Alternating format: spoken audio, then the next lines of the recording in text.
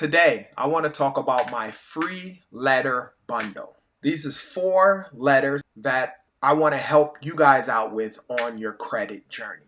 The letters are going to be a pay to delete letter, a Goodwill letter, a cease and desist letter, as well as a debt validation letter. Each one of these letters, I want to explain what it is, when's the best time to use it, a pro and a con with regards to the letters. So stay tuned. I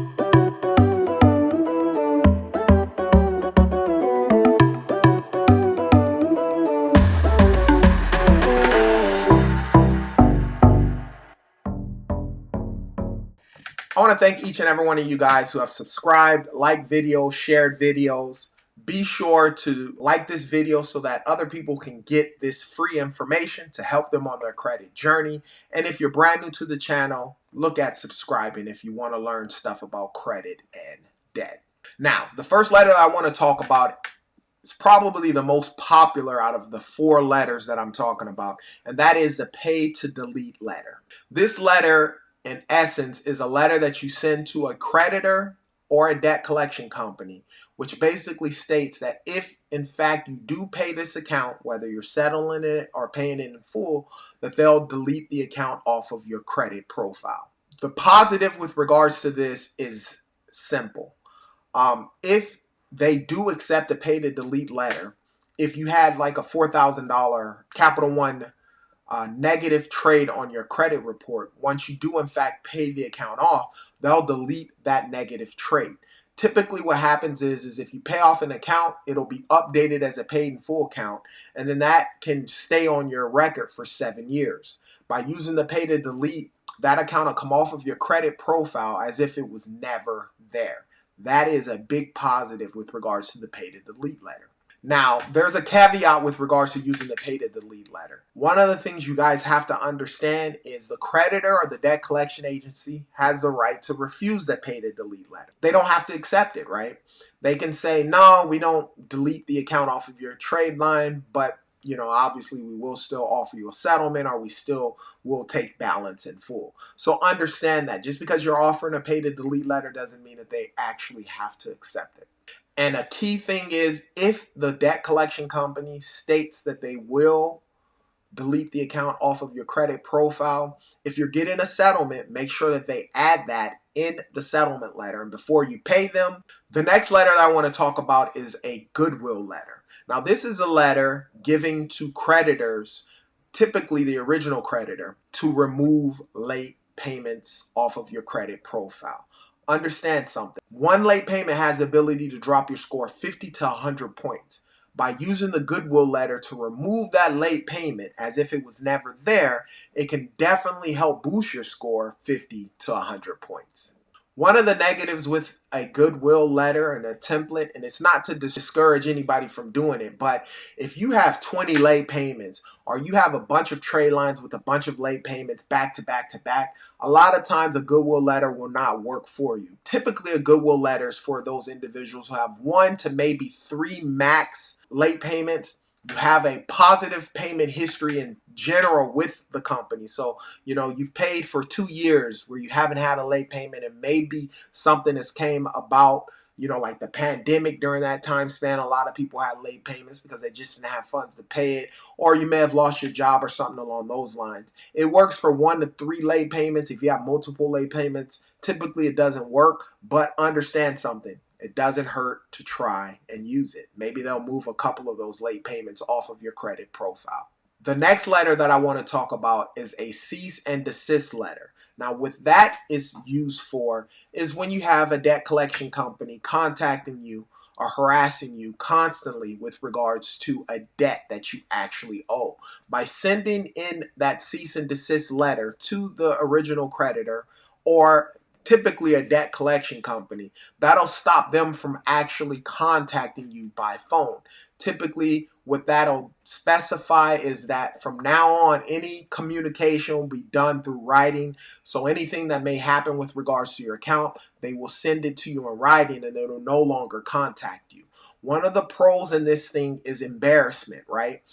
One of the things that I know when I worked at a debt collection company and owned a debt collection company, One of the main ways I got consumers to pay their debt is by contacting third parties. Now, we had a skip tracing tool that we would use, and it will bring up possible relatives and associates of you as an individual. Now, remember, as a debt collector, we can't call those relatives of yours and say, "Hey, I'm calling with regards to a Capital One credit card that your cousin owes on, or that your brother owes on." That's third-party disclosure. If you have any debt collection company contacting third parties, anyone outside of you, and disclosing what the debt is about, that is a violation of the FDCPA, and you can actually sue them and be paid for that.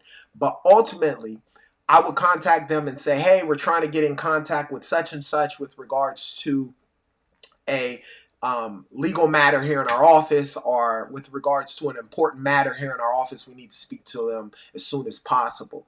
And a lot of times when you have your cousin contacting you, your mom contacting you, and even worse, mother and father-in-laws may be associates. If you were married to a person and you can have a divorce from them, that information can be brought up as well. So with the cease and desist letter, it can stop all of that information with regards to that. It'll stop them from contacting third parties, as well as yourself, your place of employment, a bunch of other things to try and get you to pay the debt and harass you.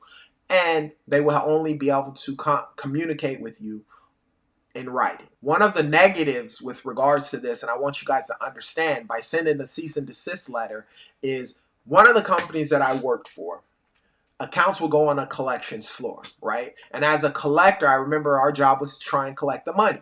Whenever we got a cease and desist letter, that account automatically got packaged up and sent over to our legal department. And then they would do an investigation to see if you own any assets or if you're working.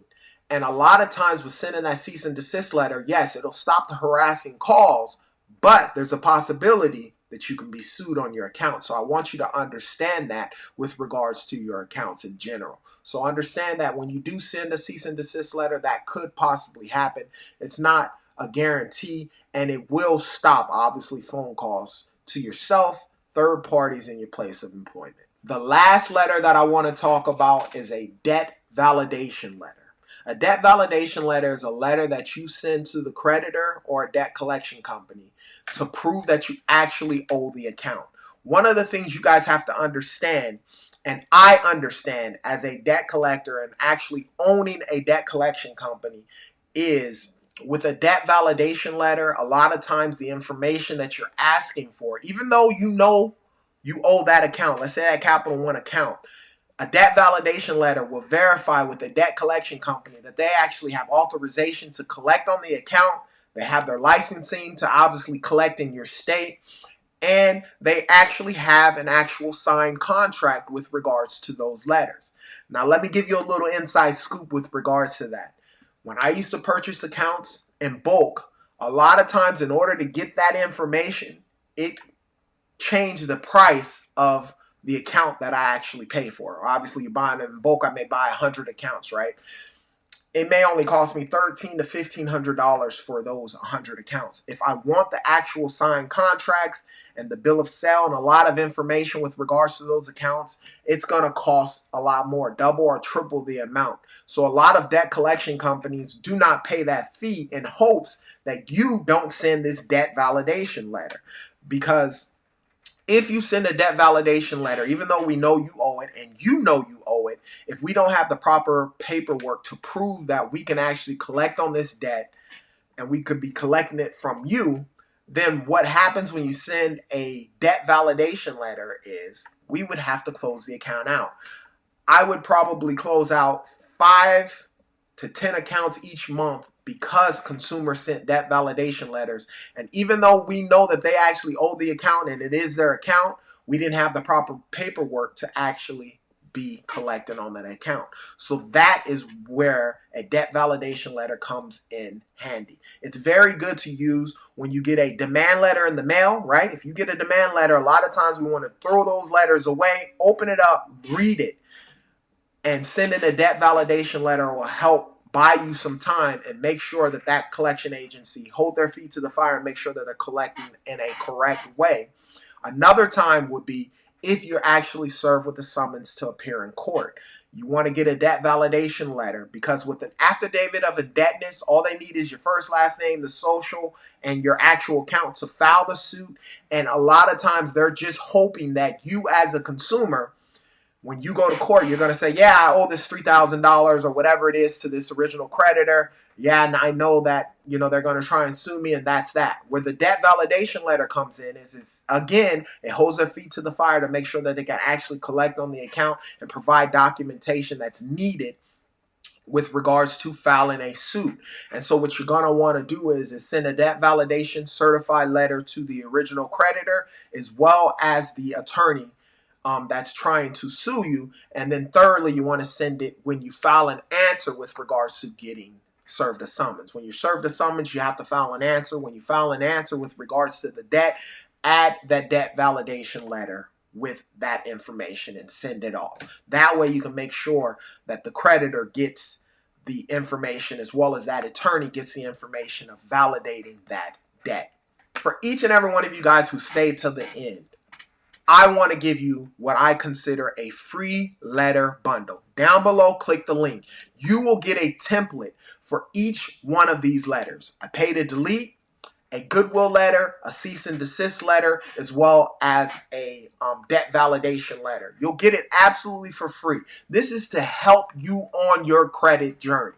I know that these are the 4 most important letters to help you out with regards to dealing with creditors and so forth concerning your debt, and I want to give this to you absolutely for free. So opt in for that. Click the link, fill out the information, and you will get to your email all 4 of those letter templates. Now, if you have any questions about credit or debt, put it down in the comment section. I promise I'll answer those questions. And as I always state, you be great.